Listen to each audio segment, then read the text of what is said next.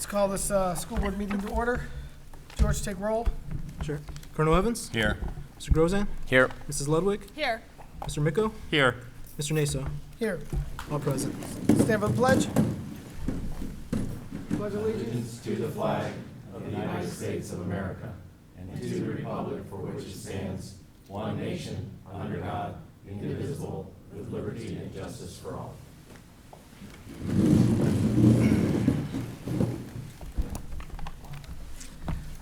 District goals. Tonight we're going to see a lot of our district goals in action. We're always trying to balance student achievement against financial prudence. And I think we've done a really fine job with tonight. When we see tonight's agenda and the things we're going to be discussing, I think we've really done a good job. It is a balancing act, and we've done not congratulating ourselves, but we've made some good decisions, and we're moving with them. So with that, I'll move on. I don't think we have any public comment. I don't see any slips. Superintendent's report. Thank you, Mr. Naso. Before we go through the items for vote, Mr. Anagnosio and me would like to provide a short presentation for the board. You have the handouts in front of you. I believe there's some on the table in terms of our turf funding summary, as well as an update on our Excellence with Athletic campaign. This summer, there was an idea about installing synthetic turf at both the high school and the middle school, and based on the hard work of the board, our turf committee, and the partnership with our local businesses, community groups, and organizations, I'm thrilled to have the opportunity to share with you our progress up to this point, and eventually ask for your consideration and support of both of these projects. What we're going to talk about first is the total cost and funding for the projects. Again, this would mean replacing the grass field at Pakistan Stadium and replacing it with synthetic turf, as well as installing synthetic turf in the new field at our new Strongsville Middle School. We'll talk about the initial funding of this project and cost reimbursement, as well as look at this funding and cost for both projects separately, the high school project as well as the middle school, where we are currently with fundraising and where we're continuing to explore fundraising opportunities, and then we'll have a chance for dialogue questions from the board. So if we look at the total cost and funding, what this first slide shows is where we are with our total $1.8 million budget. Now, before we look at this pie chart here, just want to remind the community and the board, this project, the Excellence in Athletics campaign, has always started with a $1.8 million capital improvement project for our district. And what made up that $1.8 million was two things. It was the construction costs of actually installing the fields, as well as design and construction manager and design fees, and that totaled $1.8 million. What you can see on this slide is we put it out for bid in early March. It came back March 30th. Hammond and RFC and GPD did their scope review. They did interviews. What we projected as a $1.8 million cost actually came in a little under $1.5 million. So that is phenomenal news and great management by our construction team. So as you can see, the actual cost of the fields, now this is both the middle school and the high school field together, is $1,284,000.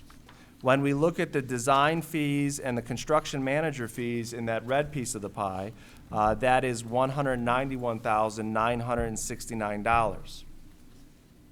Because we've always stated and we've fundraised through the campaign for $1.8 million, and that was all for the field, prior to this, the scoreboard was an additional money outside of that 1.8. So we had the 1.8 for the fields, and then really 1.9 including the scoreboard that was so generously funded by the Pakistan family. That is now included in the $1.8 million of fundraising, as well as putting in a contingency allowance of $225,000. Now, what that contingency allowance provides, it provides us the ability to put the signage in and the other parts of the donation agreements that we had as a part of signage at both Pakistan Stadium and the middle school field. What it also allows is us to go and continue to work with the company and the construction firm to look at, are there any design changes? In any project, everything is not perfect. So you would like to give yourself some contingency, and we have contingency funds in all of our projects that are used for costs that may be incurred during the actual installation or through the design phase. So that gives us a nice contingency allowance. If that money is not utilized through those contingency funds, we keep those dollars and could use those dollars for other athletic-based projects in the district. But we feel confident that with the $1.8 million, that is a good budget going in to support fields at both the high school and middle school. Now, let's talk, that was the costs. Let's talk about the funding. So far, up to date, we have $876,371 in fundraising commitments. Now, as we shared last time I presented to the board, we had over $1 million in commitments. That was inclusive of the construction credit of $150,000. So as we talked about, because if we go forward with synthetic turf at the middle school, we will see a savings in the construction credit of a grass field of $150,000 that can be used to help fund this project. Bond interest, which we talked about in the past, the $81 million bond project that the community graciously supported, just like our bank account is invested, or just like our money at home sometimes is invested, it gains interest. That interest is not a part of the $81 million bond project, so we're requesting later on in the agenda to be able to allocate that interest towards this project in the amount of $300,000. And then in the purple, you can see that we have a continued fundraising target of $473,629. And in later slides, I'll share how I feel comfortable that we'll be able to fundraise those dollars. But included in that 473 is the contingency, correct? Correct. Right. So when we look at that 224,000 contingency, that would be a piece of that. That would be a piece of that. So should that not be necessary, a portion of it certainly will be, because we Right. know the signage in that. But the 473 is a soft number. It should be somewhere less than that, most likely. Correct. Right. Correct. At this time, I'm going to turn it over to George, who's going to share with you some slides about the initial funding and cost reimbursement for the field. Thank you, Mr. Ibo. So initial funding and cash flow. Since the bond interest in dollars from fundraising efforts will be collected over 5 years, with the exception of our Southwest trainer fee savings, which will be received over 10 years, the district will need to advance a portion of the initial funding of the project. And also, as the fundraising dollars come in, we'll reimburse those dollars to where the funding source came from. On the next slide, as you will see on the first column on the left, the total cost is the $1.8 million. We'll need that money up front to pay for the project. Through the fundraising commitments that we'll receive in the initial year, we're estimating to receive about $566,000 to start. And then, as you can see in the out years, the money coming in, so in fiscal year 17, we'll receive another $318,000. Part of that $318,000 includes the $100,000 for the scoreboard. That piece will not need to be funded initially, as when we pick out the scoreboards, the Catans will receive the check from the Catans to pay for the scoreboard. So initial funding for that will not be needed. So after fiscal year 17, that 318, our total reimbursement as it's coming in will be $884,000. In fiscal year 18, we'll receive another $97,000, bring our total reimbursement up to $982,000. In 19, $100,000 will bring up to $1.1 million, and so on as we will receive all the way through fiscal year 26. So through fiscal year 26, all of our commitments coming in and bond interest, we will receive about $1.3 million towards the project as we continue to fundraise the other $473 as we're standing now. And as Mr. Ribo mentioned, he has a slide at the end to speak about that continued fundraising effort. So let's talk about each field separately. As we take a look at the high school project, bless you, the high school project, the total cost for that is $1,079,965, and that includes the scoreboard. So that total price includes the scoreboard, and what also it includes, it's the cost of the field, it's the portion of the design and construction fees that go towards the high school, and it's also a portion of the contingency that goes to the high school. So in this 1.1 roughly $1 million, all of that money is included to get us to that total figure. Now, as you can see here, as a district, we have 100% of the resources needed to fund the high school turf. They've already been committed.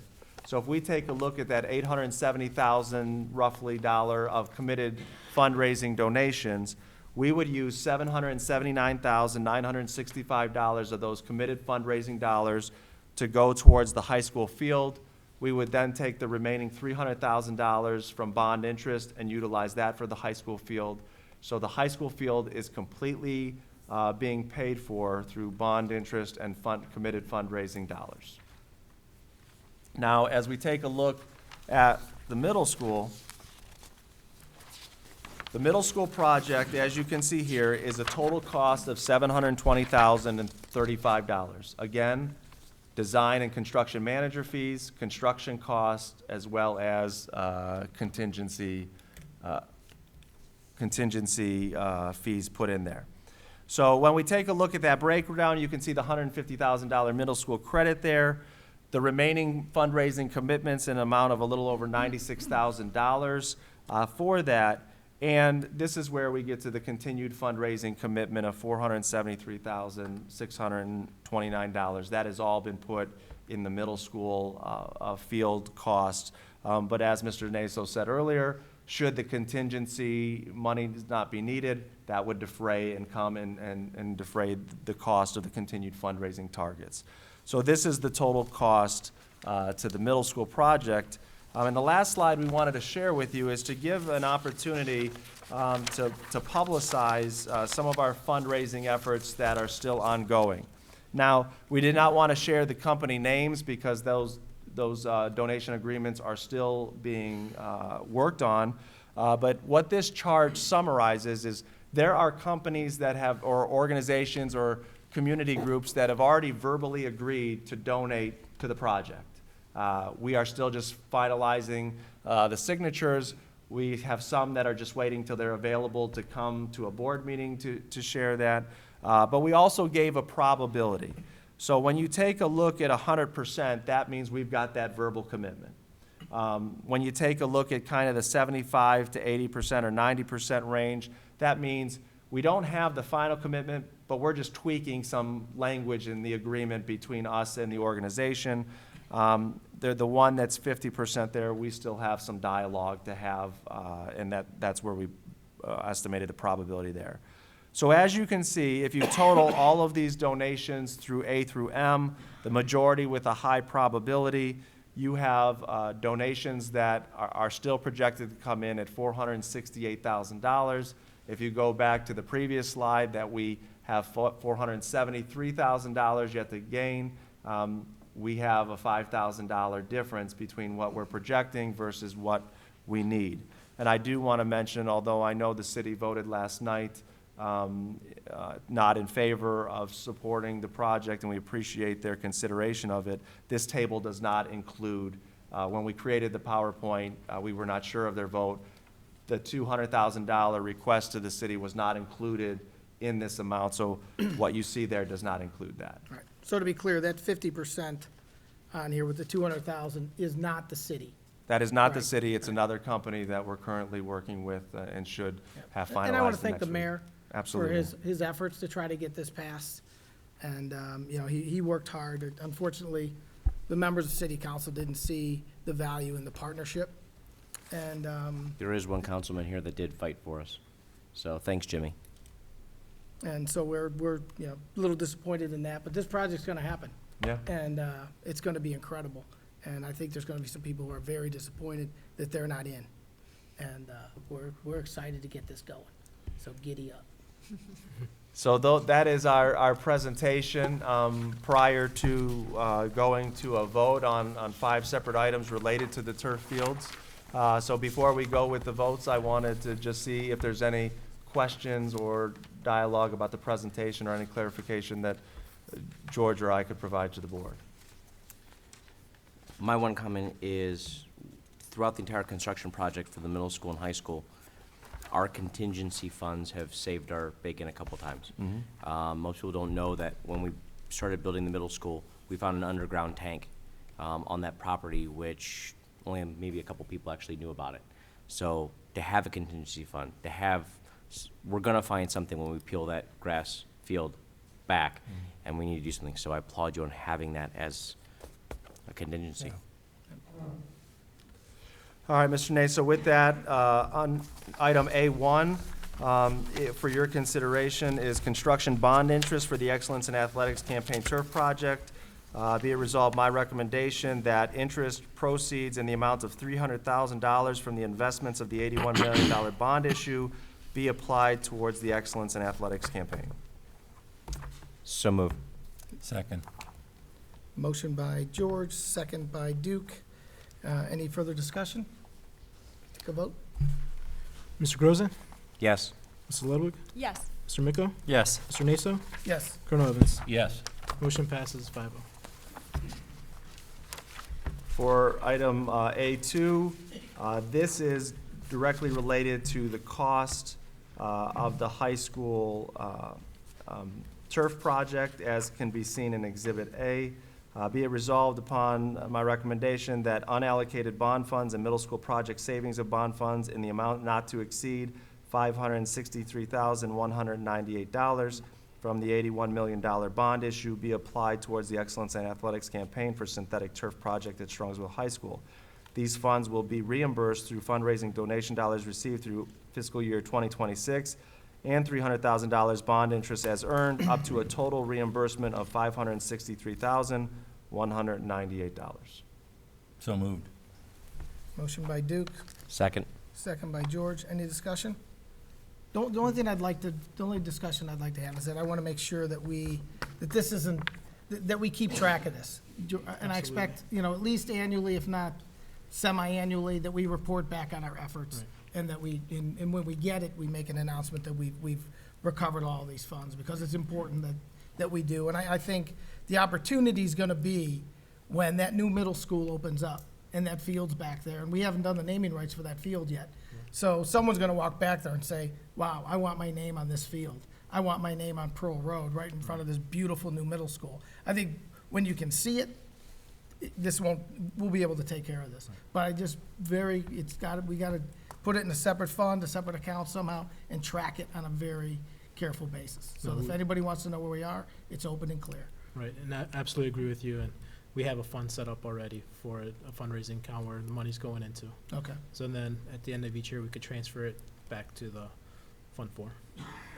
And the comment I wanted to add was that it is rather awesome and rather excellent, that'd be trite. But it is awesome that we are in a position to do this. Most of these kinds of projects you have to get a loan for.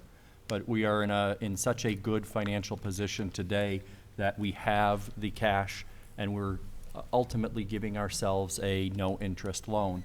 But through good management, we're in a position to fund a project like this. So that is something that should be noted, that yes, we need to track it, but we're also in a position that we can continue to maximize these construction dollars and push them even further. And I think, Richard, what you said is important, but an important clarification.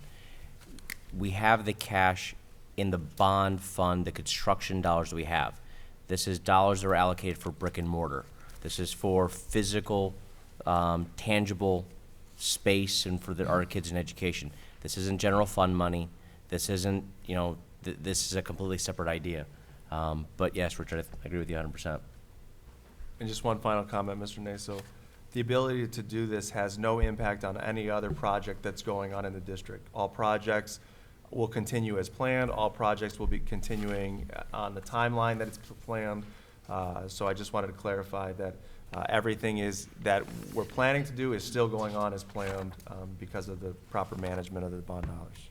Excellent. On Duke? time. I'll save it for the end. All right. Jane? No, I'm good. All right. This is exciting. Let's take a vote. Colonel Evans? Yes. Mr. Grozan? Yes. Mrs. Ludwig? Yes. Mr. Miko? Yes. Mr. Naso? Yes. Motion passes 5-0. The next item, number 3, is actually a recommendation to approve the installation of synthetic turf at Strongsville High School. So just to clarify, the last one was the funding for it. This is to give us permission to go ahead and do the construction of the field. Do I have a motion? So moved. Duke, thank you. Second. George, any further discussion? Yeah, do we have a timeline on when this will be completed then for the football season? Pending the board approval, construction would start May 16th and end August 9th, correct? I know, I just sent a shiver of panic across Dana. What were the dates? May 16th, August 9th. August 9th. August. And our first football game is? I think we're away the first game, so it's got to be like August, end of August, last Friday in August? Yeah, it's in Ooh, September. September 2nd. She didn't say that out loud in front of Dana. I'd say we give them to August 10th then. That's right, that's right. Take your time. I do want to say that in collaboration with Hammond, we were able to move the timeline back in May a little bit so that our senior spring athletes can finish their season at Packatan Stadium for lacrosse and track and field. So that was a huge help that's and good news for our students in our athletic program. There's also Meet the Mustang Band in August. That'll have to be adjusted. Yeah, we're working with the band program as we speak.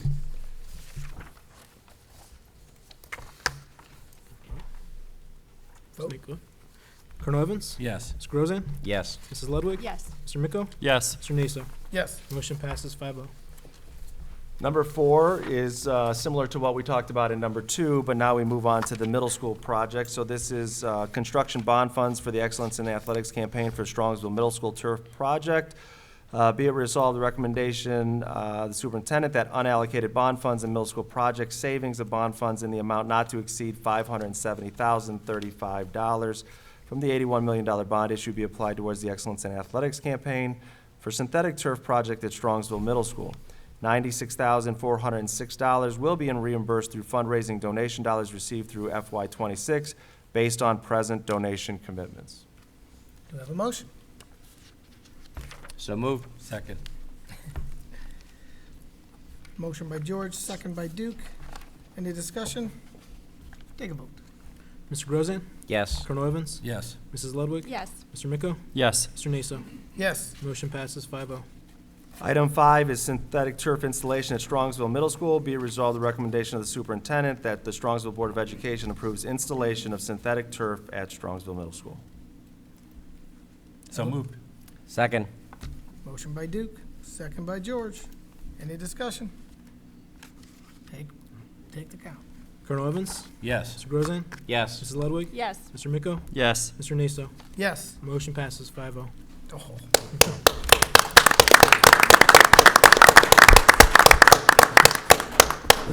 Wow. I'd like to say- Wow, that's crazy. I'd just like to say congratulations to Cameron and to Mark and to Andy and all the committee members that were involved with this, because it was a tremendous undertaking. A lot of phone calls made, a lot of personal meetings with business leaders in the community. And a special thank you to all the business leaders who have stepped up to help out and make sure that we are a premier district in Northeast Ohio, which we were just thinking about that. We had a church committee meeting the other day, and one of the things that came out is when you think about, and this, I'm borrowing some thunder from George here, when you think about what Strongsville City School District is going to look like this fall with a brand-new, state-of-the-art, best-in-class middle school, a practically brand-new, the shell is the only thing that's left, high school, that's state-of-the-art inside, new parking lots, paved roads, new lighting for safety, new safety items put into the school, 2 new turf fields. I mean, people are gonna be, we're gonna have to put a fence. Jimmy, you better take this back to the council. We're gonna have to put a fence around Strongsville to keep people out. So congratulations to you folks for all the hard work that went into this project. It's gonna be great for our teams, our kids, for our public, and we appreciate all the support we've gotten from everybody in the community. It's excellent. I want to take a moment to go down the list here. You know, the athletic boosters came up. The Catan family came up. GPD, who's our architects, they came up. Hammond stepped up. Lacrosse stepped up. We had a bunch of local donations. The music boosters stepped up. The administration, board members, all donating. The PTA, Serpentini kicked it off with that big donation. Thank you so much to them. Southwest General with their big donation, and we've got about 7 or 8 to announce in the near future. I also want to take this time to thank Jimmy Carbone for his efforts and everything that he's done, all the door knocking he's done, all the inspiration he's given to the team for helping us and getting this project done. I just want to thank him and say thank you so much for everything you've done. And it's an amazing day, and I can't wait to read the rest of the list, because we're going to have those soon, too. We will. And as these meetings go forward. Does anybody else want to? Richard? And Richard, thank you so much for going through all the bids over the weekend. Giving your weekend up to go through all the bids, to analyze them and make sure that they were all apples to apples, and to give the board comfort in knowing that what we were looking at was a good number, because, you know, we needed that. So thank you. Yeah, you're welcome. I was just going to add that, you know, again, we need to thank the business community for stepping up, along with the individuals. There were individuals, not just in the businesses, but in the boosters and all the different individuals. It's a great project. It brought me a little bit of humor that I now know more about turf than I really ever wanted to know. And as a person who really should only be a spectator, it was fun to get involved, and like I said, learn more about turf and the athletics, which isn't my normal passion, so to speak. But I wanted to make sure that we did the project right. You know, when you have a contingency of over $200,000, we're going to be able to come in on time, right, Dana? On time and under budget. And the last thing I wanted to comment was, you know, we're very deliberate. We talk about the money coming from the construction fund. If we go back to what we promised the taxpayers when this bond was first passed, and we compare to what we're delivering for those dollars today, you know, it's easy to look at turf and say it's a luxury or it's an extra or what have you, but we've delivered that in addition to all the other things we've done with those bond dollars, above and beyond what we originally promised the community that we would deliver for $81 million. So to have a $1.8 million project on top of everything else, let's just hope we can rinse, wash, and repeat and keep on doing it. Thank you.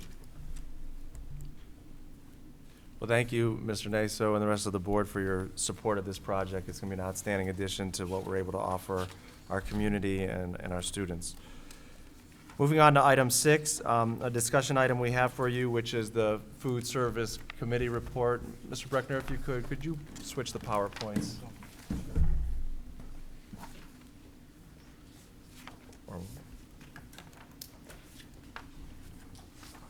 So as they're getting things set up, obviously, as we've shared throughout the school year, the district has explored options for our food service program.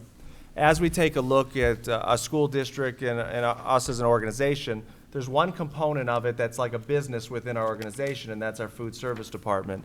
And as we've documented and shared over recent years in their history, they've struggled to be financially self-sustaining, and that's the goal of any food service program, is that there'll be a self-sustaining business within our organization. So we went forward with this with 2 goals in mind, and that was how do we help support and give the tools and resources to our food service program and our food service department so that they can not only be financially sustainable independently, but also possibly make a profit. The second thing we looked at is how can we increase the quality of food that we serve to our students. The main thing is that's driven and how we generate revenue within our cafeteria program is by participation. And as we all know, when we go to restaurants, you participate when the food is good. And our cafeteria and food service staff have done a tremendous job of working on new menu options, working on new recipes to enhance that within the federal guidelines that we have to follow.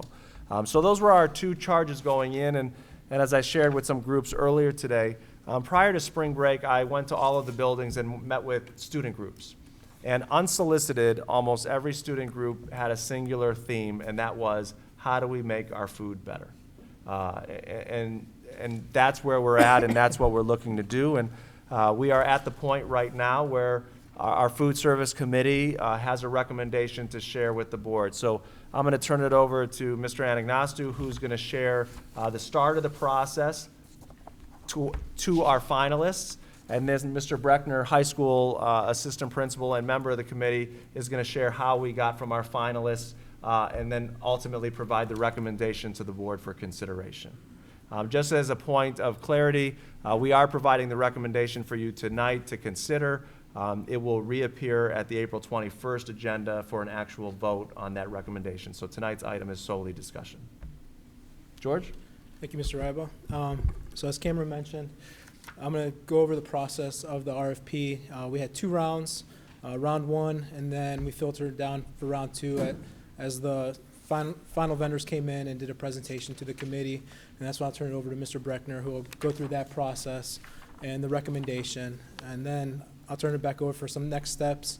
And then at the end, we'll have an opportunity for questions. And there are 2 members that I'll announce later in our audience from the food service company here as well to answer any questions that we might have. So the RFP process, after the approval to move forward earlier in the winter, I prepared an RFP, an ODE approved RFP for 3 scenarios. The first scenario was management only, the employees remain with a district. The second scenario was a full turnover, where our employees would turn over to the food service company. And then the third scenario would be an attrition model, as we turn over the management to the food service company, and then as our employees resign or retire through attrition, they'd become members of the food service company. The RFP was open January 2nd through February 5th. A public opening was held on February 5th at 10 a.m. here in this auditorium. Prior to that, we had a mandatory pre-bid meeting for interested vendors on January 21st to answer any clarifying questions.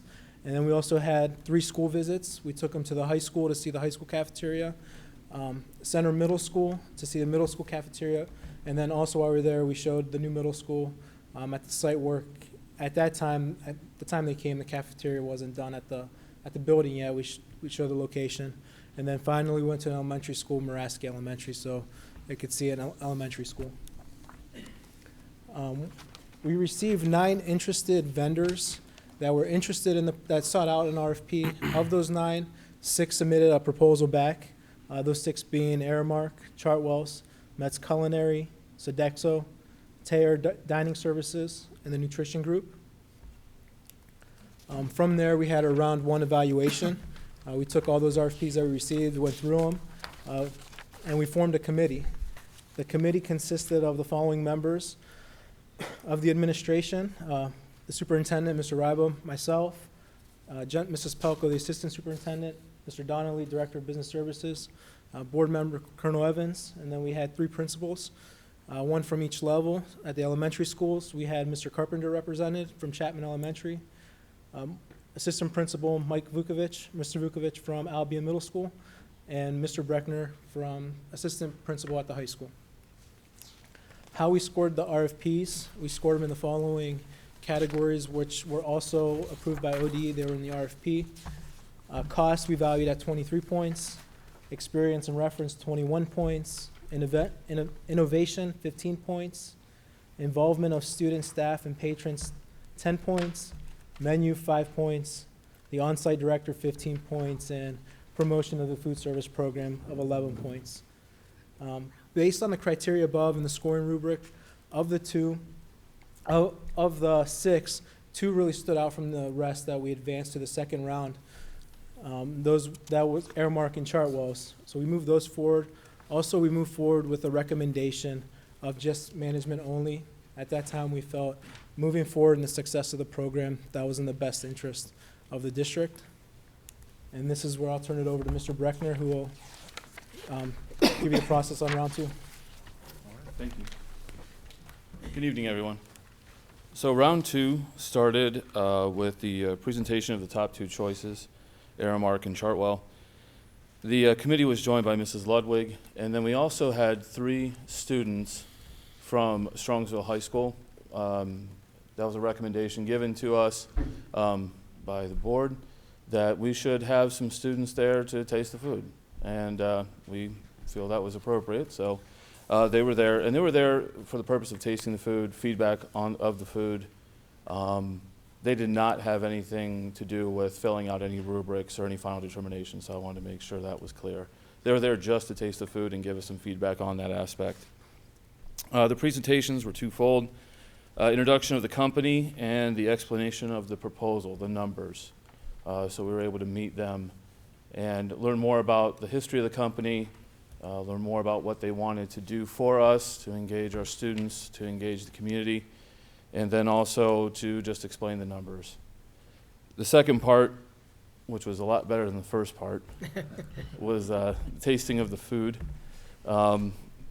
They came out and gave us some samples of what we should expect from both companies when they present food to our students and when they service the students. The students did give us valuable feedback, and then the students were thanked, and then they left, and the committee then filled out rubrics and had discussion on which company we felt we should go with, that we would recommend to you. The committee recommendation came with Chartwell's, with the option, as George told you, management only.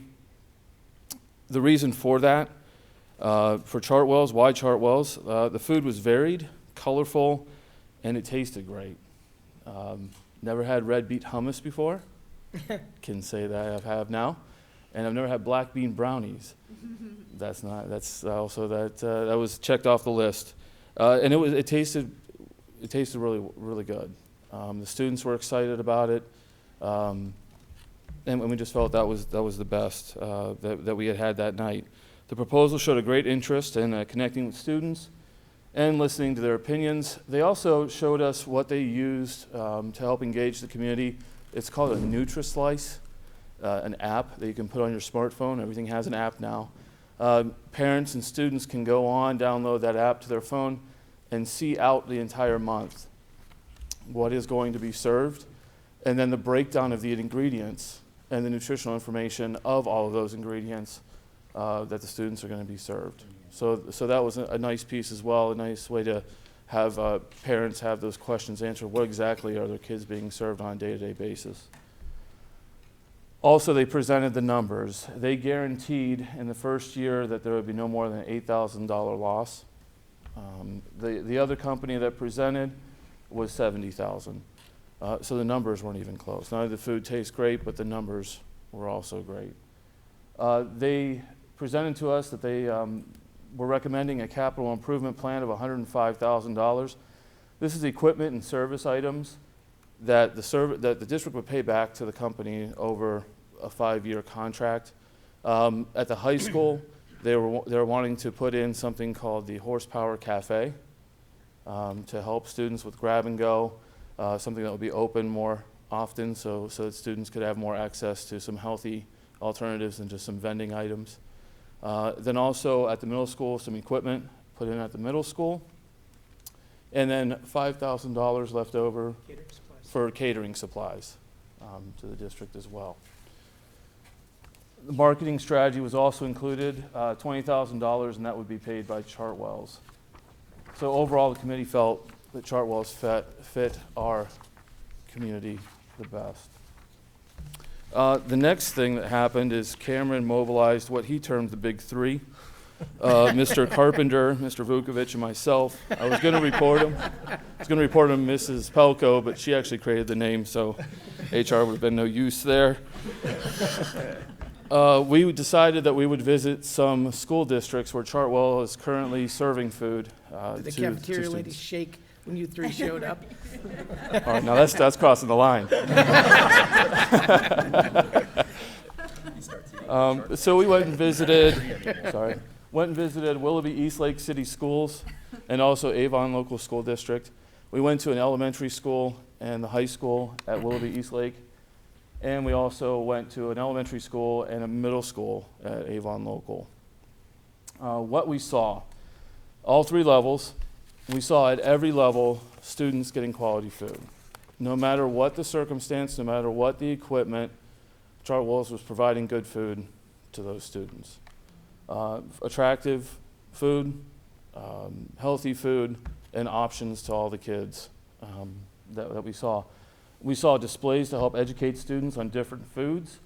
For example, there was a display on cruciferous vegetables, which are broccoli and cauliflower, I believe, and all Brussels sprouts, yes. And also some recipes were made available to students to take home to give to their parents, so that parents at home could maybe add that to the recipe list as well of some food items. Colorful images to help engage students, especially at the elementary level. A lot of mascots, so to speak. Colorful displays. Also, even at the middle school and high school, colorful displays to engage the students on what was being served that day or what area to go to, and I'll show you that in just a second. We also saw at Willoughby Eastlake some of that capital improvement project money at work.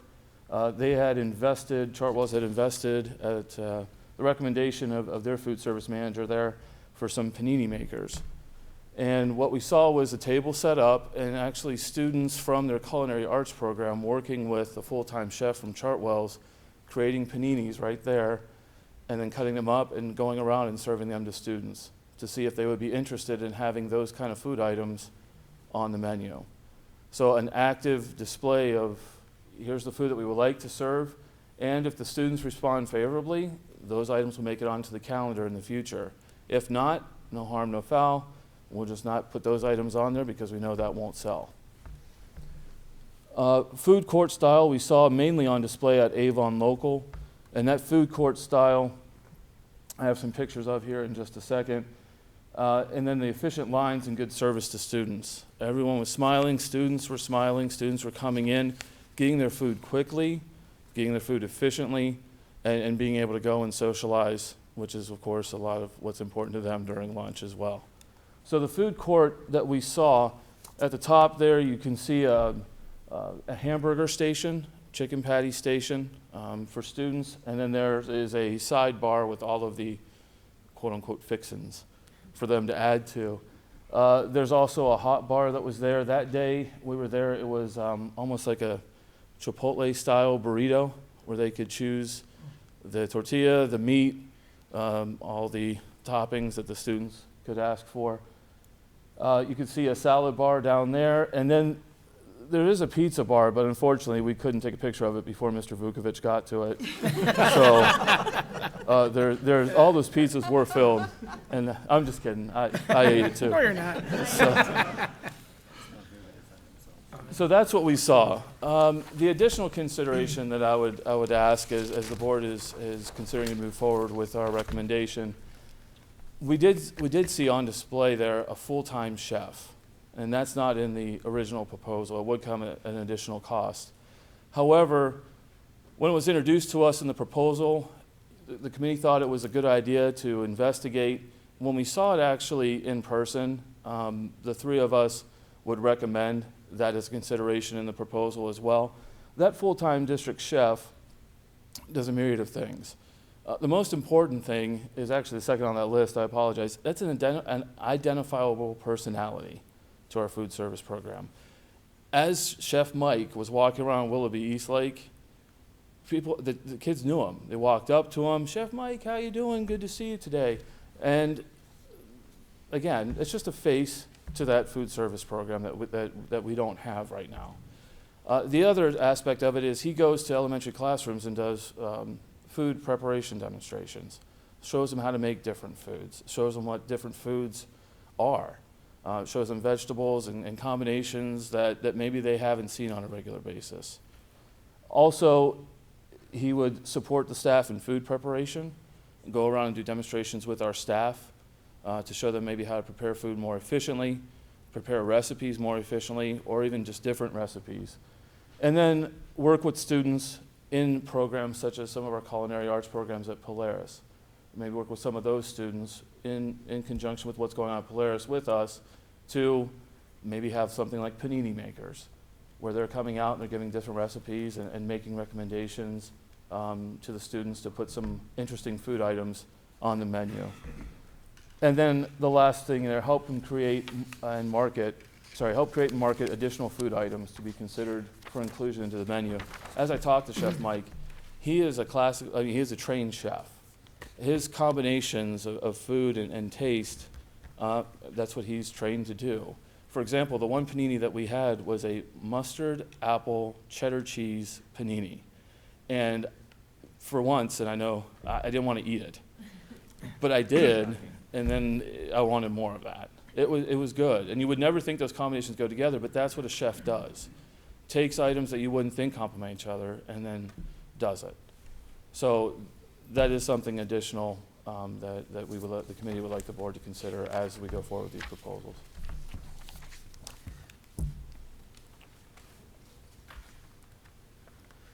Is there any, did Chartwell's provide any information on success of the program or participation or anything that having a professional chef, having a chef assigned to the project, that it helps in the transition or in, some way with it?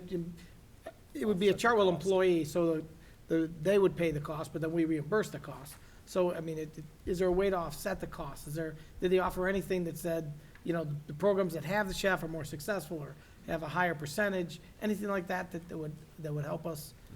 Yeah, there's at the end, I'll introduce the two members from Chartwell's. Oh, excellent.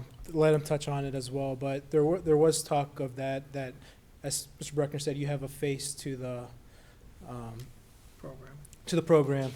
He's talking to the students know him, he's talking food to them, so it's going to generate an interest in the food that's being served, which could generate increased participation. And I believe from the presentation, I think it helped at Willoughby by having that chef there to increase our participation, and I'll let them touch on it after we get through the next steps a little more. So next steps, at the next board meeting, what we're going to ask the board is to approve this, to consider this recommendation and vote on this recommendation. Once this recommendation is voted on, I can begin working with Chartwell's to finalize our contract. There were some addendum items between the RFP that we just need to finalize. Send the finalized contract to Ohio Department of Education to get their approval. As Mr. Rabo mentioned earlier, in another meeting, they could be quick or they could take a while. So hopefully they're somewhere in between there, that we get a quick response from them. And then once we have their approval, we'll bring that contract back to the board, hopefully by May or worst case scenario, early June, to vote on the final contract. And then any questions, as I mentioned, from Chartwell's, Mike Bruno and Molly Quern are here. You could ask us questions, ask them questions that you might have. So, and do you want to come up to the microphone so we can grill you? Ask questions. George, can you just define RFP for people at Pardon the home pun that might be on the listening? grill. Yes. The question was, can I define RFP? RFP is request for proposals. Do you want to touch on having the chef of Willoughby, how We'll go this way. it's helped out, and if I missed anything? Sure. So my name is Mike Bruno. I'm the district manager for Chartwell's, and I'm responsible for the operations in the entire state of Ohio. I do reside in Olmsted Falls, so I'm right in your backyard. Thank you for the opportunity. We are excited about this opportunity. We look forward to the board hopefully moving forward and approving our company as your food service management company. So we're very excited about the opportunity. Molly, if you would, please, if you can introduce yourself, and then we could address their question about the chef. Yeah, good evening. Thank you, Mike. Yeah, thank you for allowing us to come in tonight, and we're very excited and look forward to a vote of approval, and the improvements that we'll make to the district will be hopefully everything that you're looking for. We'll make certain that that is what happens. So there was a question around the added value of employing a chef in the district.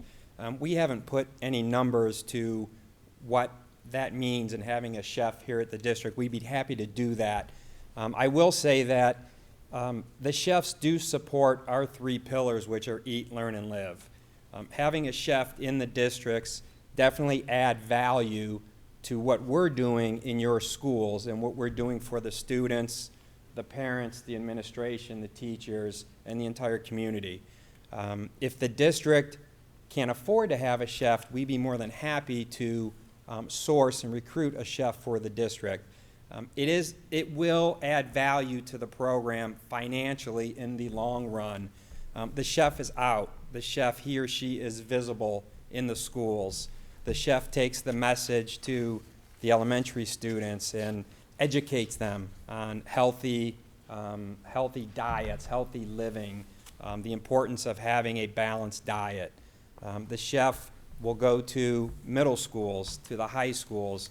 We call them chef-to-school events, where the chef will go and he will highlight whatever it is in that month, and he'll have a hands-on demonstration with the students so they understand the importance of whatever it is he's talking about, the importance of that food.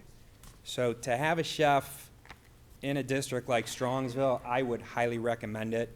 It would add a tremendous amount of value to the program. It will engage the students. It'll keep them excited.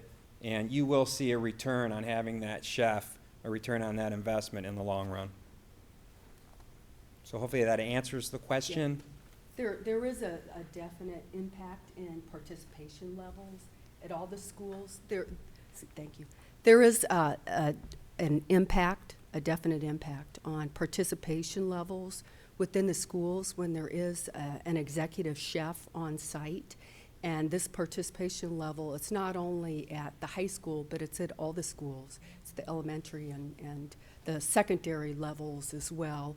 And the immediate impact is in the samplings that they do and the response that we have to the different types of foods and whether we should immediately include them in recipes or it's something that we need to take out of the recipes. So it's a big help to any school district.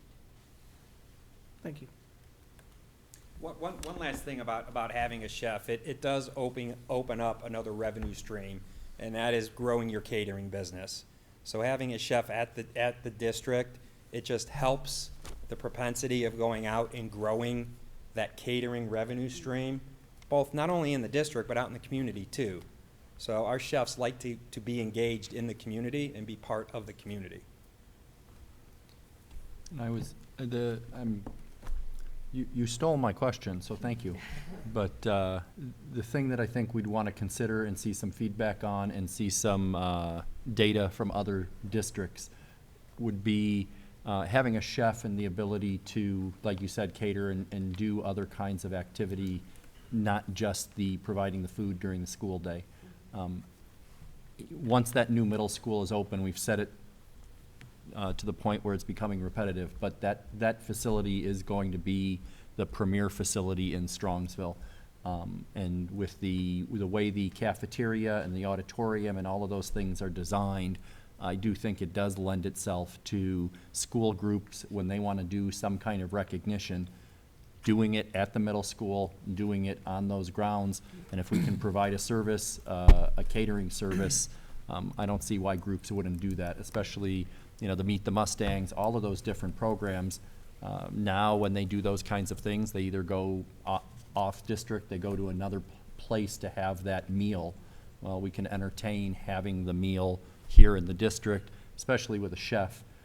For me, I just would want to be real clear that the chef will pay for itself.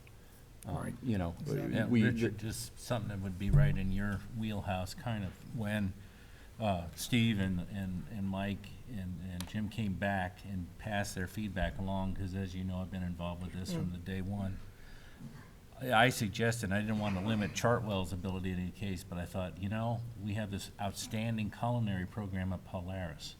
What if we could recruit a Strongsville kid who just wants to get experience and be a chef to come back into our schools? Wouldn't that be neat? Right.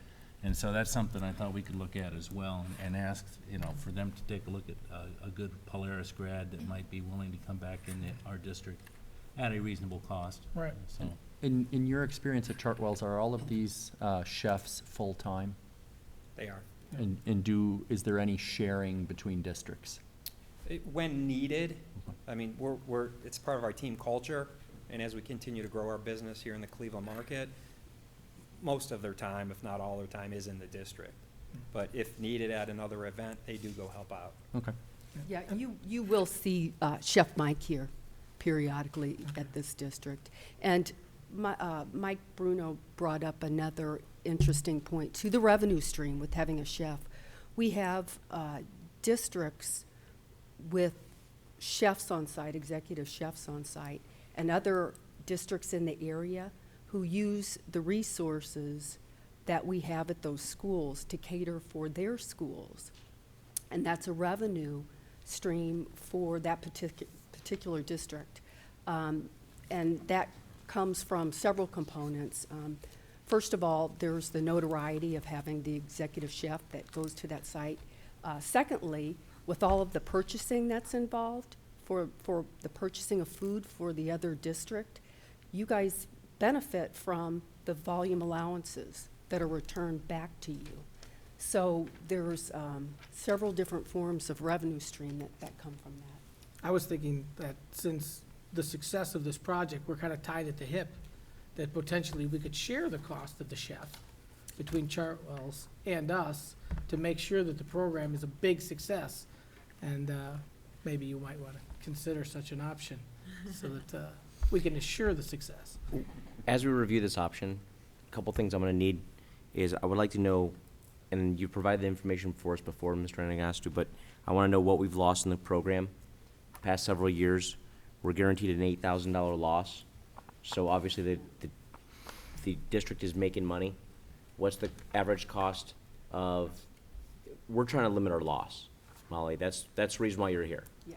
We want to decrease our loss, because no one's addressed this issue in, the decade I've been in Strongsville. We want to increase or better our food quality. But I want to know what we were losing in the past, what we're limiting now or our loss, what's our potential increase we can get for the next chef. Also, I see here that we've got $105,000 in additional equipment. We're redoing our entire kitchen and cafeteria at our high school and got a brand new middle school. So I'm curious to know what equipment's going into those buildings. Also, where. It took us 3 weeks to figure out where we're going to put an ice machine at the middle school because that was not part of the plan. So I'm curious to know, have you talked to Hammond Construction? Have you talked to GPD? If we're going to put more equipment in, where's it going to go? How's it going to be fed? Power lines and everything else.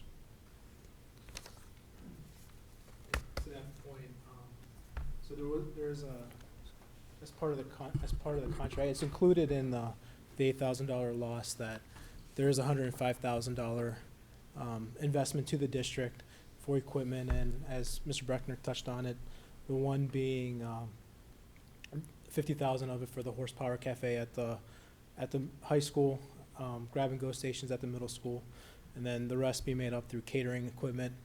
We have not talked to the other groups yet, pending the approval of the recommendation, but that is something we'll need to do, is get the groups together and how we want to move forward with that investment. Yeah, because GPD has literally redesigned our kitchen and food service areas. Right. And they're on blueprints, they've been approved by the city. It's not like we can just add more equipment and slide in next to it. So we've got brand new facilities, where's best to put that 105? That's what we need to figure out. Understand. Any other questions? No? Thank you. I think we're good. Just Thank you. thanks, George, to you and to big Molly and Mike and the big three, and everybody else that was on the committee, to the students that came in. I think they were valuable, and it was a good job by all concerned. Thank you. Thanks. Thank you, everyone. And thank you, Duke. This was your idea. This was your, it's turning out quite well. Thank you. Got my fingers crossed.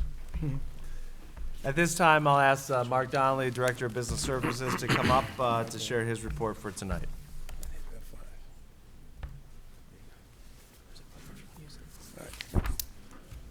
Thank you, Mr.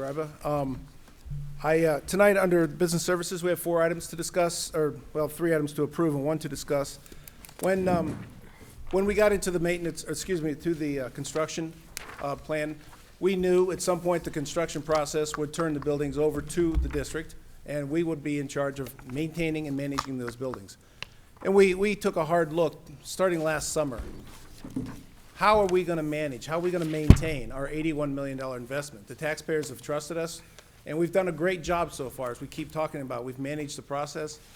Now we need to up our game in the maintenance area to make sure that those buildings are not just maintained well, but well into the future, beyond the 32-year bond program. So, the Building for the Future began back in 2012. November of 2012, the Strongsville community supported a plan to address aging facilities, instructional technology needs, and critical repairs across the district. The efforts of dozens of community members, a lot of people in this room included, school board members, City of Strongsville, and employees of the city schools, our plan came together. Many monthly meetings of our advisory committee, our core team, countless construction meetings, and the process has been carefully managed, as we keep saying. Now, in March, well, actually April of 2016, we can look forward and see that we are in a path to achieve all of our original goals of the bond issue and many more, as we keep talking about, that were not thought possible. The accomplishments, just to name a few, and this is nowhere near the complete list, our transportation complex and access road is much improved. The bus drivers all appreciate that. One of those first projects we got out the gate. The Allen School demolition, the building was sat empty for 3 years. It was definitely something we needed to do. And with the bond issue, we're able to do that and take care of that building that was sitting there. The preschool renovation, $300,000, but it was a very nice investment. That building has benefited greatly from that investment. It's turned out well. Wireless access, interactive projectors, Chromebooks, and cameras throughout the district. Elementary school children benefited first because we were not rebuilding those buildings. Therefore, they got wireless access and Chromebooks. And we changed the way we deliver our instructional content because of that upgrade right there. Middle school, obviously, to be completed later this year. The high school through phase 4, now starting phase 5. Actually, we're halfway through phase 5. We are on schedule and on budget. We keep saying that, but that's important, especially at this point, near the end of the schedule. We have to keep on schedule because school, that first day of school, August 23rd, is not changing. We have to be in school. Due to project savings, we have addressed additional critical needs such as the sprinkler system, roof drains, planetarium seating, weight room, wrestling room, Aux 1 gym, Little Theater, Loop Road Bridge, parking lot lighting, band locker rooms, home economics room, and so much more. All those things were not part of the original plan, but they are part of what we've accomplished under budget. Now that we are transitioning from construction into maintenance, we recognize that ongoing maintenance will be critical to preserving our investment.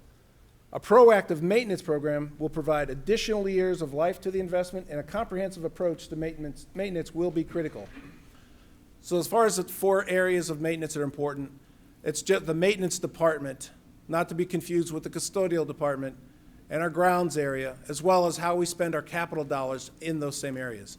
So keys to success for the custodial services: establishing standardized custodial practices.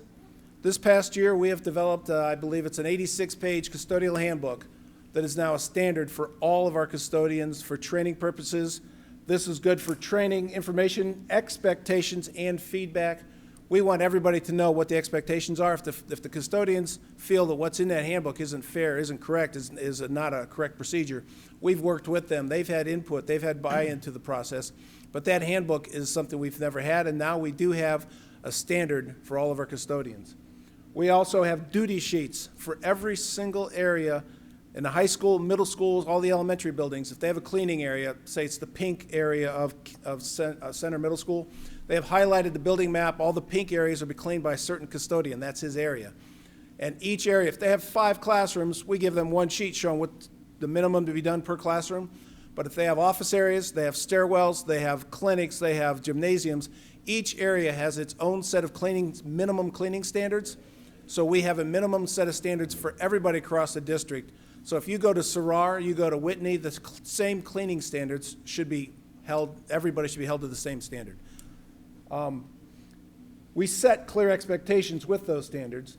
We also have established monthly meetings instead of just whenever we need to have a meeting. We do have monthly meetings with our head custodians to ensure these things are being followed, and we're staying in constant contact with them as far as the changes in the district, the expectations, what's going on, plans for this coming summer and beyond. We're also providing relevant training. We have Public School Works that provides a lot of training they can get right online, but online training isn't everything. We have hands-on training, so we can actually have a demonstration of things like how to handle a chainsaw, how to do certain types of cleaning procedures. Because when you wax a floor, it's not clear cut, just strip, wax. There's a process for it to make sure it turns out like glass instead of seeing all the strokes from the mop. So there's a process, and there's hands-on training, and there's actual, there's the online training we've developed as well. The keys to success for the maintenance department: we have an improved maintenance work order system, the School Dude system. I have a separate PowerPoint I want to show you right now, show you some of the screenshots from that system. So if I could.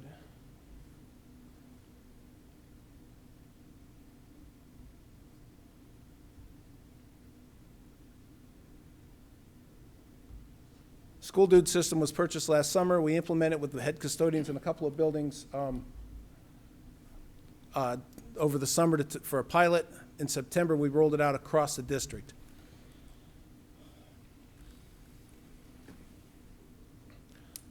School Dude work order system allows us to track repair costs, repairs, manpower, and equipment. I'm not sure how much of this you can see, but this is just a screenshot.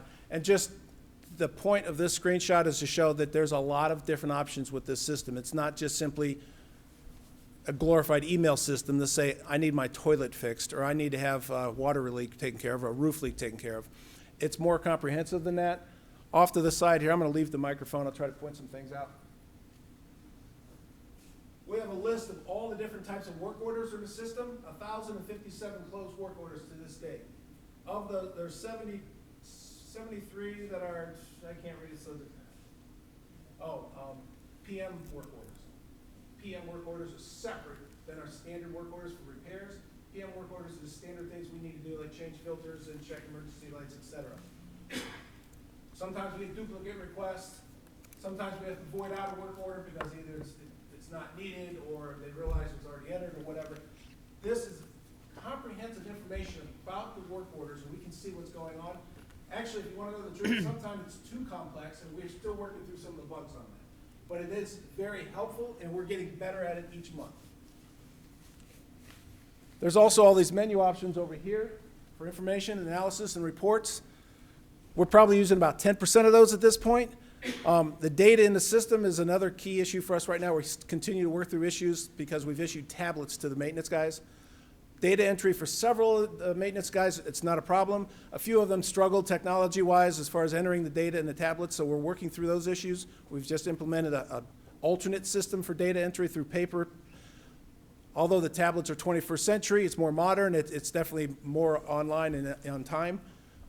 The key to this system is the data, so I need to get that data in the system, so we've offered to the guys who are struggling a paper format so we can now get all data into the system so the reports are more reflective of what we're actually doing and how often we're doing it. Yeah, I know you can't read the email, but this is up here for one important point. School Dude is a communicating kind of work order system. You put a work order in, you get an email saying, yes, we've received your work order. They change the status saying it's now going to be worked on, it's been delayed, it's been postponed, whatever. You get an email every time the status changes. You know what's going on with your work order. You put one in, you will know every time something happens and up until the point it's complete. So you hear, hey, I need a roof leak fixed. The next day you see that Warren Roofing was out and fixed it, and you get a completion work or email right away. This is about the PMs that are planned for your building. You can call this up. In the month of April, for this school, there's 7 hours of PM work required for this school. The next month, there's 7 more hours. The following month, there's 10 hours of PM work. It allows the custodians to plan that I know I'm going to need to put some time in or schedule some time to make sure the PM work gets done as far as filters and other regular maintenance work. I don't know if you can make out the different colors. Hopefully you can see the yellow and white. The yellow colored work orders in this list are all PM work orders. So if a custodian is looking at their list of work orders for their building, they see the yellow, they know right away, that's a PM. The color is a good symbol. I got to get on that. That's something I have to do. Not that the others you can ignore, but potentially the others you've looked at and it's postponed because you're waiting on a part or you're waiting till, spring break or something. But the PM work orders, those are things we need to be doing during the school day, after school hours or whatever. Those are important for maintenance of the building. This is more information than we've had in our previous system, more communication. Between all the information in the system, constant working with Kelly, the constant meetings monthly, we are doing a better job of maintenance. At one point, we used to have 200 work orders or more outstanding at any one point during the year. Currently, we're around 50, it might be 55, it might be 45, depends on what we did today. But we're in a much better situation work order-wise now than we've been in the past. Now, some of that, I'll grant you, we got an ongoing work order at the high school, so none of them are being put in the system. We've got 3 buildings that are closing, and I guess people are not putting many work orders in there. There's probably a little element of that going on. But we are catching up. We are doing a better job on the work orders. We are trying to maintain our buildings. We're trying to get out there and provide the customer service that I've been telling our staff we need to provide, because the taxpayers are watching what we're doing. That's one of my mantras to my staff in the beginning of the year. We're not under the radar any longer. We're under a microscope, and we need to show our value to the taxpayers. And that's what this and a few other things are all about. This screen here is part of the PM work order. I show you this screen because the lines in the middle under description of the different duties for a certain PM work order, those are customizable. If we want to check all the lights in these exit signs once a month, and we can tell them the equipment they may want to bring down below, the tools you need, bring a ladder, bring this, bring that. We can customize these work orders so they're very informative to the person doing the work. They know what they need to do. They know exactly how to do the task, especially maybe it's a substitute custodian who may not be familiar with the PM work order. It's all right there for them. We can spell it out for them. Average number of days to complete work orders. You can't really tell. I'm going to point something out. This first set of data, August 1st to February 29th, the average number of days to complete. And we did employee ABC. We didn't want to name the actual employees. But 27 days, 64 days, 72 days. Could be indicative of the type of work orders they were worked on, but it's also our getting used to the system. We have an improvement. Instead of 27, we're 19 days. Instead of 64, we're at 10 days. Some of these are data entry errors. Some of them are improvements in understanding the system. But I bring that screen up to show the improvement on what we're doing. We're not perfect at it, but we're doing better. And by the time the new school year opens up, we'll use the system for an entire year. We'll be much better at it. Our guys using the system will be prepared to manage our buildings and manage our investment going forward.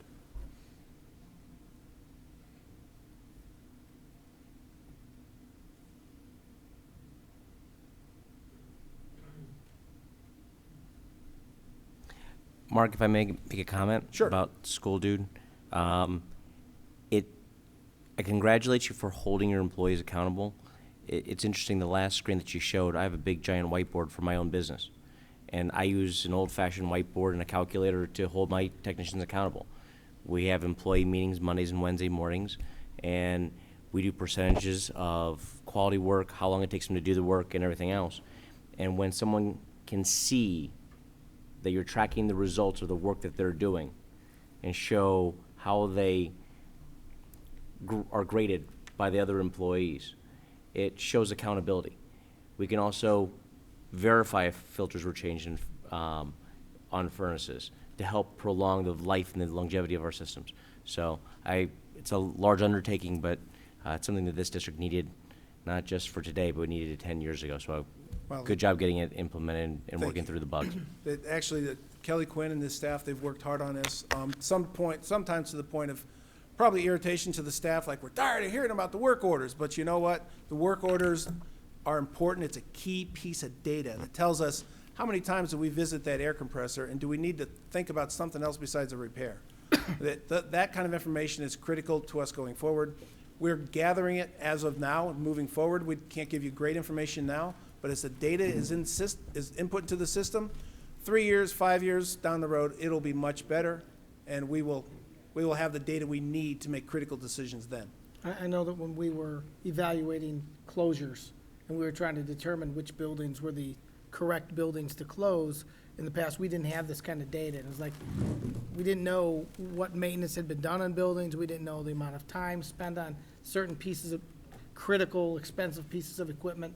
So this is exactly what we needed to have done. And on a go-forward basis, preventative maintenance is the key to the investment that the taxpayers have put into these buildings. We have to make sure now, you know, money goes where it's welcomed and stays where it's taken care of. And we're gonna take care of the $81 million investment, and you have to track your preventative maintenance in order to ensure that it's being done right.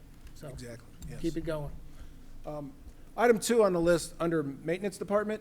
Mark, can you go back to full screen? Oh, I'm sorry.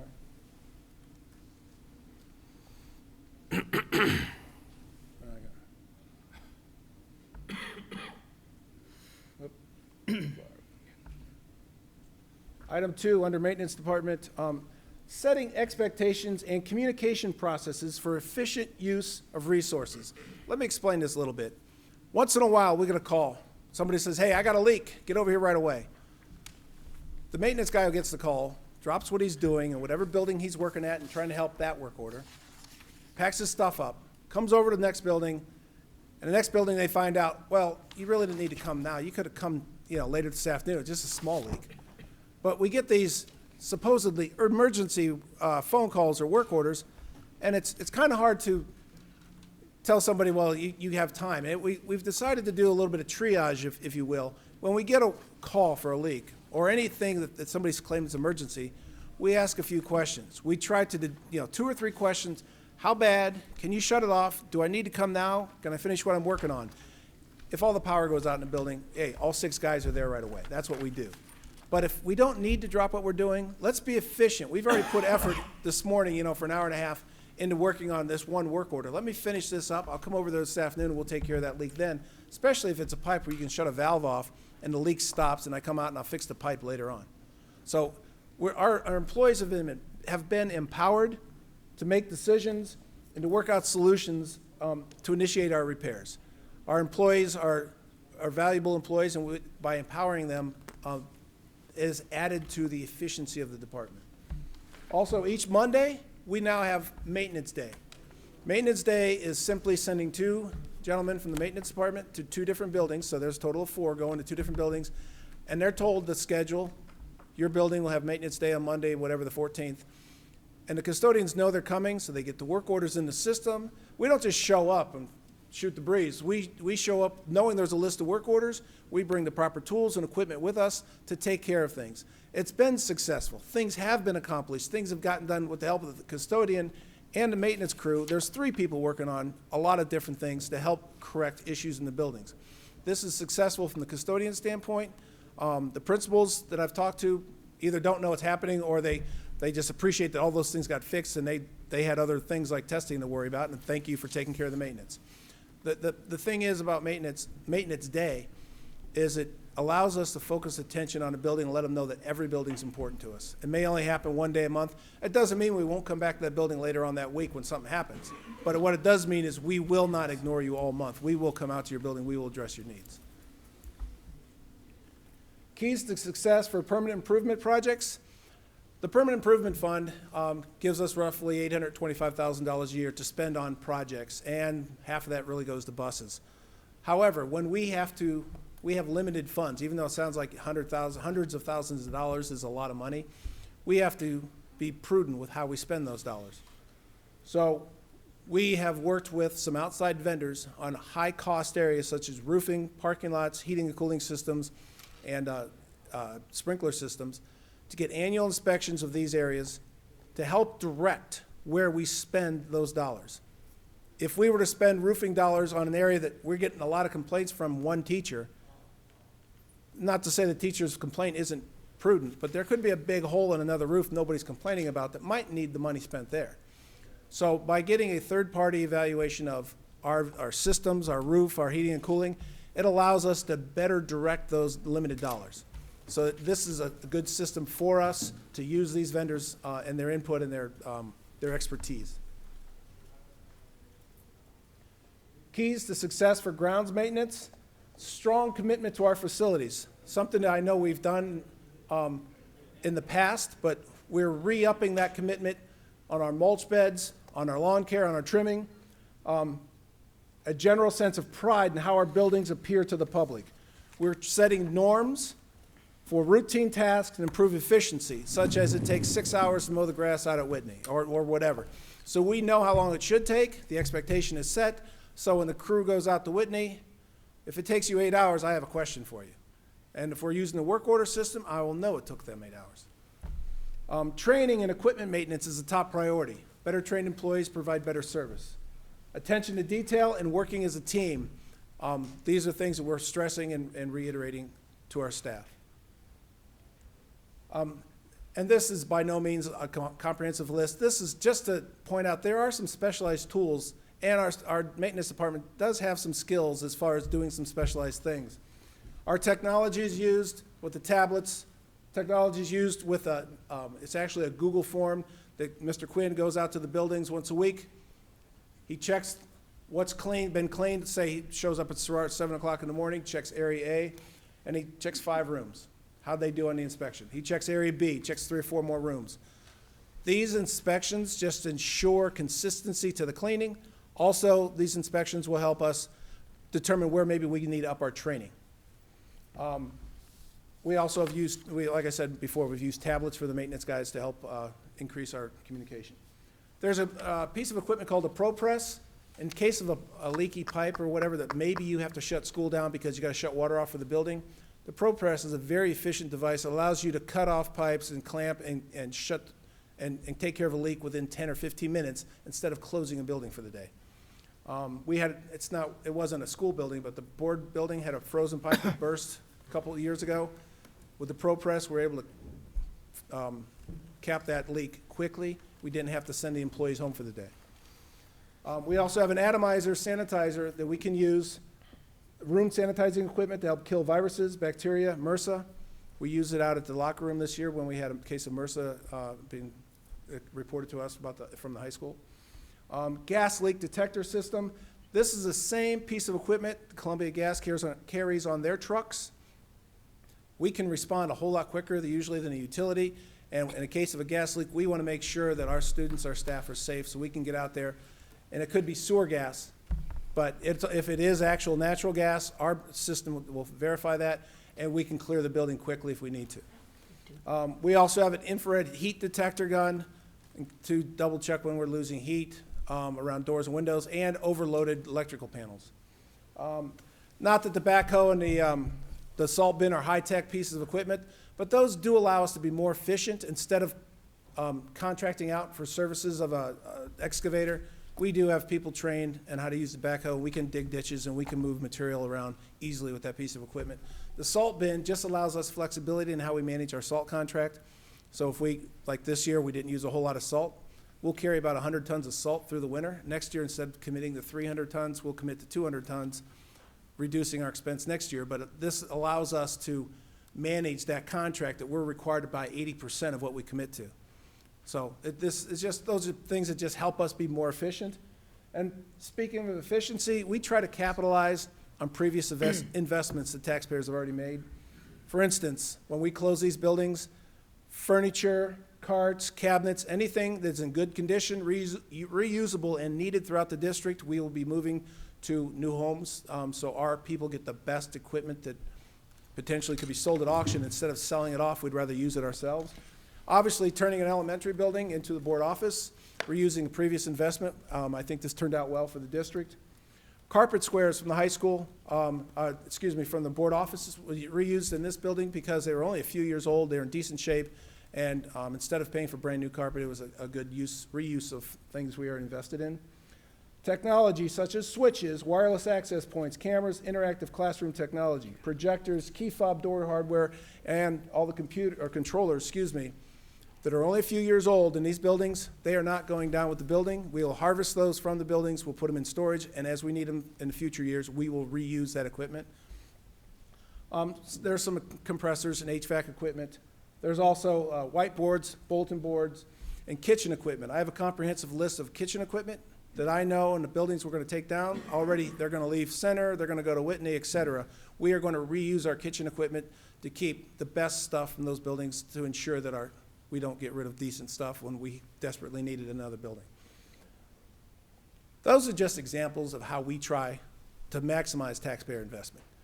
But an overall goal and mission statement for our department, for our people, custodians and staff, as district employees working in the maintenance, grounds, or custodial department, we have to take care of the buildings inside and out. To make our work more efficient, we have been assigned specific areas. However, anything in the district that needs to be addressed will be the responsibility of the entire staff. We are all part of one team, and we feel responsible for all areas and will help as needed. Working together will benefit every student and staff member. And this is the mantra that our staff needs to breathe. It's a change in the culture, but we will eventually, over time, get everybody to understand that this is how Strongsville City Schools Maintenance Custodial Department works. If there's questions, I'll answer those questions at this time. That's pretty comprehensive. Okay, with that said, I have one more brief thing to bring up. I'd like to just quickly go over, for 1 minute, the timeline of this summer, just so you know kind of what we're going to be doing.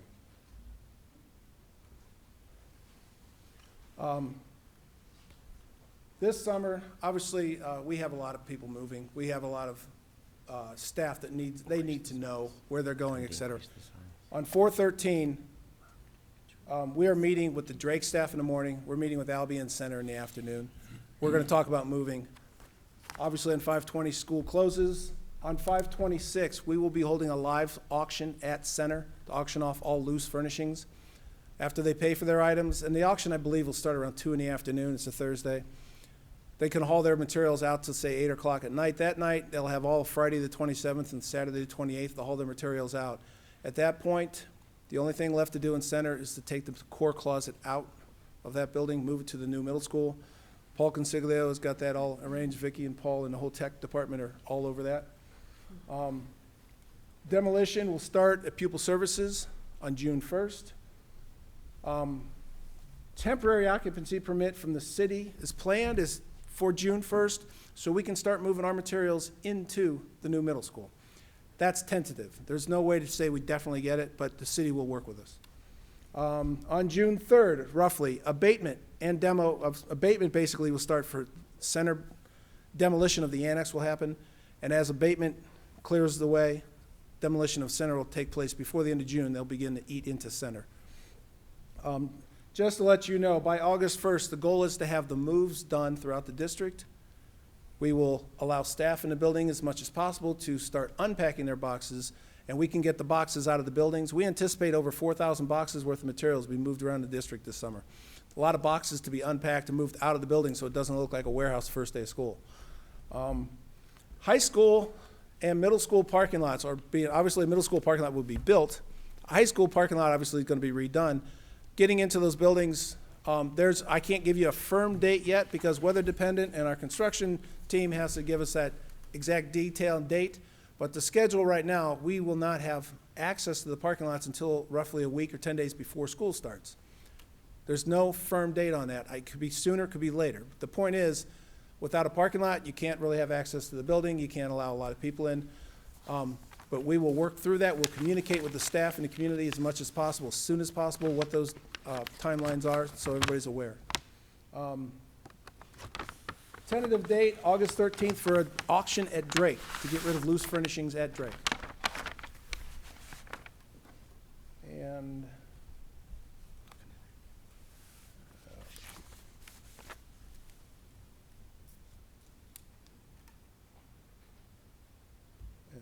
Hit the enable editing. yeah, is that what it is? Now you should be able to scroll down. Okay, August 20th, tentative date for middle school schedule pickup, and tentative is bolded there because that's a date we are shooting for, but believe me, it's tentative. If we could come up with a better date or whatever, and that may be the date, but right now, because of the parking lot situation and construction, that's what we're working on. August 8th, auction at Albion, roughly, and that's very tentative. October 8th, excuse me. And November 1st, demolition or abatement to start after that date for Albion. There's a lot of other activities but I just wanted to let you know, as far as what happens when, what comes down when, that's just a rough idea of what's gonna happen this summer.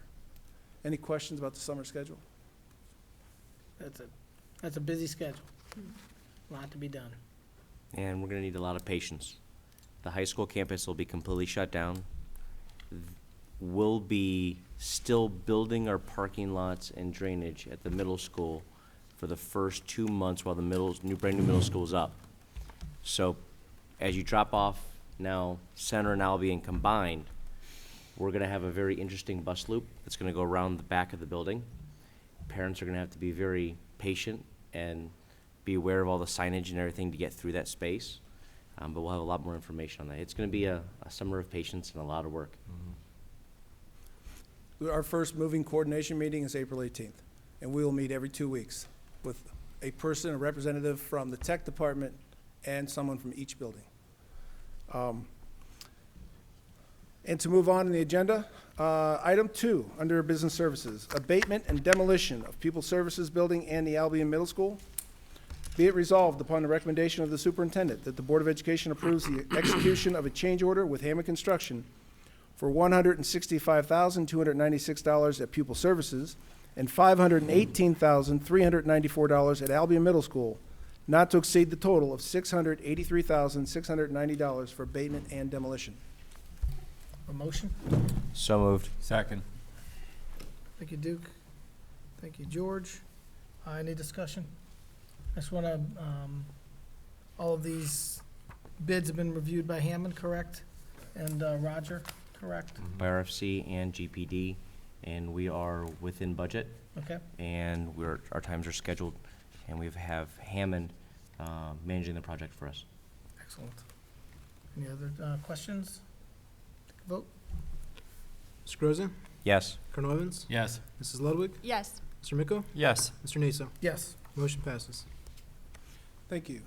Item 3 under business services agenda tonight is an amendment to the GPD contract for design of additional projects within the middle school.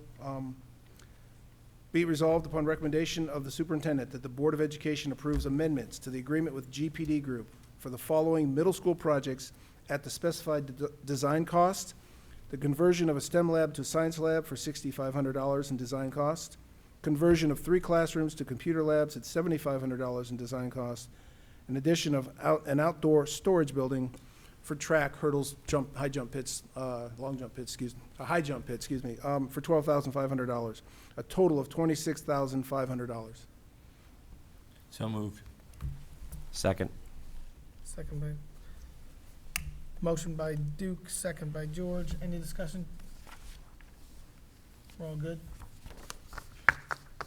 Colonel Roll. Evans? Yes. Mr. Grozen? Yes. Mrs. Ludwig? Yes. Mr. Miko? Yes. Mr. Naso? Yes. Motion passes. Okay, thank you. And the final item under business services tonight is a change order, Strongsville High School. Be it resolved upon recommendation of the superintendent that the Board of Education approves the execution of a change order with Hammond Construction to supplement the contracted allowances and bid day savings to purchase site alternates and additional classroom furniture for Strongsville High School project at a cost of $75,486.30. Funding to be from the High School Construction Fund. A motion? Moved. Thank you, Duke. Second. Thank you, George. Any discussion? Just one comment, so everybody understands, the dollars we just spent are from the original budget. This is contingency dollars that we've saved. We're well over $1 million still sitting at the middle school. These are just changes when you're building a building that's 20,000 square feet larger than both Center and Albion combined. You know, we're making a few changes to make sure the educational space for our children is the best it possibly can be. Excellent. Vote? Colonel Evans? Yes. Mr. Grozen? Yes. Mrs. Ludwig? Yes. Mr. Miko? Yes. Mr. Naso? Yes. Motion passes. Excellent. Thank Okay, you. Mark. without further questions? Okay. Thank you, Mark. The last item on the agenda is under curriculum. It's a service agreement for McKeon Education Group. Again, these are pass-through funds. We're the fiscal agent for some of the parochial schools, so be it resolved the recommendation of the superintendent. We entered into an agreement in the amount of $1,000 for three part-time Title I teachers to serve as pupils attending Bethel Christian Academy under Title I federal funding, administered to the approved non-public schools by local districts, which is in Exhibit D. And Mr. Naso, because we do not have any other consent calendars, items, we would like to eliminate the consent calendar and just take a regular vote. That way everything's taken care of, and because Dawn told me we needed to do that. And Dawn knows. Yeah. So we'll take this as a separate vote. So moved. Motion by Duke, second by Second? George. Any discussion? Vote? Colonel Evans? Yes. Mr. Grozan? Yes. Mrs. Ludwig? Yes. Mr. Miko? Yes. Mr. Naso? Yes. Motion passes. Excellent. With that, Mr. Naso, that concludes my report. Okay, that brings us to board other. Do we have any other? Nope. Nope. We're good. We do have executive session this evening under negotiations and employee.